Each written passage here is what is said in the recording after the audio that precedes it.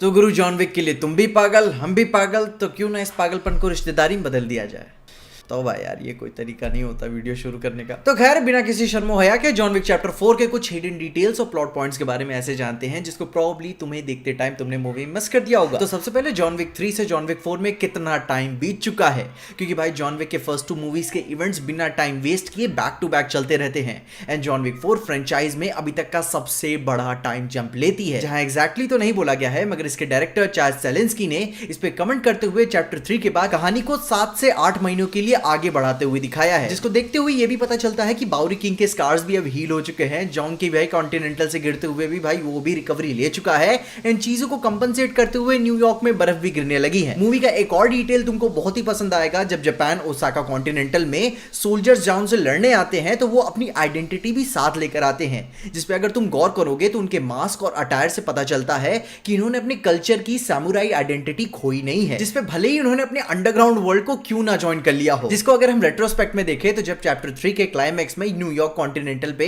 हमला होता है तो सोल्जर्स भी वही रहते हैं, मगर चैप्टर 4 से जो क्लियर हो जाता है कि कंट्री टू कंट्री हर सोल्जर्स की आइडेंटिटी चेंज होती रहती है। जिसपे ये बात सोच सकते हो कि कोई भी मामला गड़बड़ाने से पहले हाई टेबल को भाई अपने सोल्जर्स को किसी कंट्री टू कंट्री ट्रैवल नहीं करवाना पड़ता। उनके पास किसी ऑर्गेनाइज्ड मिलिट्री की तरह हर देश में अपने एक सोल्जर रिजर्व भी रखे होते हैं। इसके अलावा एक और मूवी डिटेल आती है इसके एक्टर से रिलेटेड, जिसको हमारे मैन ऑफ कल्चर के पॉडकास्ट में मिस्टर मोहित ने लाइट लेकर उजागर किया हुआ था। जो कि भाई अपना कैरेक्टर आता है कीला, जो कि जर्मनी ब्रांच से हाई टेबल को रिप्रेजेंट करता है। उसको प्ले करने वाले एक्टर हैं स्कॉट एडकिंस, जिन्हें पेंगुइन की तरह फैट सूट पहना के काम कराया गया है और स्टंट्स भी कराया गया है। तो अब ये बात क्लियर हो जाती है कि इतना वेट होने के बावजूद भी वो इतने एथलेटिक कैसे थे। एंड अब अगर अपने एक्टर्स की बात कर ही रहे हैं तो मूवी में ओसाका कॉन्टिनेंटल के मैनेजर शिमाजू कोजी की बेटी अकीरा, जो कि शारन की तरह ओसाका कॉन्टिनेंटल की कॉन्शियर भी थी, उसकी एक्ट्रेस की ये पहली पिक्चर है रीना सावायामा, जो कि ओरिजिनली जापानीज पॉप स्टार हैं। तो भाई अपनी पहली पिक्चर में इतना बैड एज रोल करना, भाई देखना तो पड़ेगा कि ये क्या क्या काम करती है। इसके अलावा मूवी में एक और मिस्टीरियस कैरेक्टर आता है दी हार्बिंगर, जो कि भाई मूवी के शुरू में न्यूयॉर्क कॉन्टिनेंटल को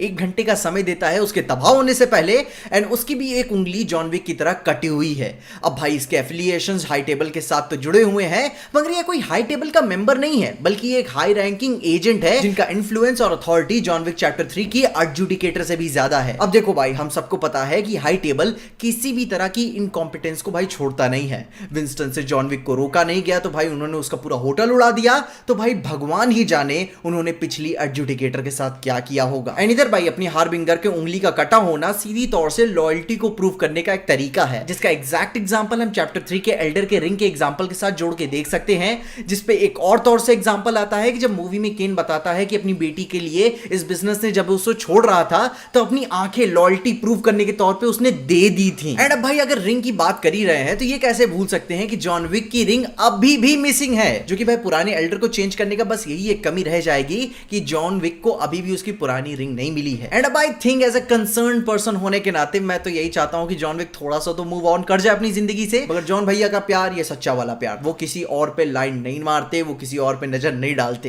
तुम्हें याद ही होगा कि जॉन विक चैप्टर 2 में जब रूमी ने इस पे 3-3 बार लाइन मारी थी, मगर भैया फिर भी नहीं पिघले हुए थे, एक बार तो नीचे ही हाथ डाल दिया था। खैर उसके बारे में फिर कभी डिटेल में बात करेंगे, जो कि उसके बाद हो सकता है कि भाई सोफिया के पास उसकी रिंग आ चुकी हो, क्योंकि भाई वो मोरक्कन कॉन्टिनेंटल की मैनेजर है। या फिर भाई जॉन विक की रिंग के बारे में हमें बैलेरिना पिक्चर में भी कुछ पता चल सकता है, क्योंकि भाई क्या पता वो एना दी आर्मस के कुछ इतने ज्यादा ही करीब चले गए थे कि उन्हें अपनी रिंग याद ही ना आए। एंड इसके अलावा मूवी में 2 सुपर इंपॉर्टेंट पेंटिंग्स आती हैं, जिन्हें इंटेंशनली काफी ज्यादा फुटेज दी गई है। जहां पहली लिबर्टी लीडिंग द पीपल की पेंटिंग आती है, जब विंस्टन मार्कस को पेरिस विजिट करता है, जहां इस पेंटिंग की मीनिंग फ्रीडम, डेमोक्रेसी और लिबर्टी अपनी लोगों को लीड करते हुए नजर आ रही है, जो सिंबलाइज करती है करंट ऑप्रेसिव रिजीम से मुक्ति की, जो कैरेक्टर्स के लिए मूवी में अलग अलग मेटाफोर सकते हैं, क्योंकि मार्केस के लिए यह मोटिव पुराने तौर तरीकों को छोड़कर नए मैनेजमेंट और रूल्स को अपनाने की बारी आती है, मगर जॉन विक के लिए यह पेंटिंग उसके क्वेस्ट की तरफ सिंबलाइज करता है कि कैसे हाई टेबल के प्रकोप से वो आजाद होगा। जिसपे उसी हॉल में एक और पेंटिंग आती है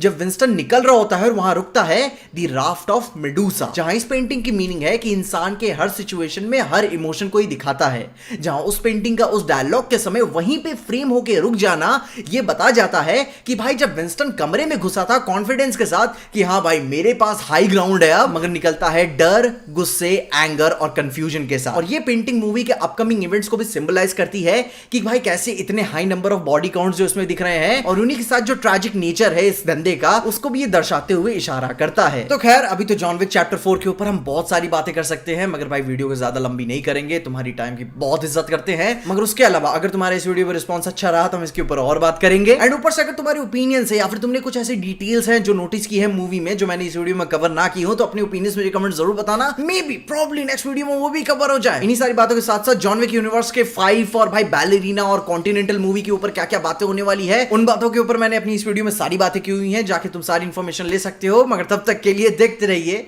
पीजे एक्सप्लेन।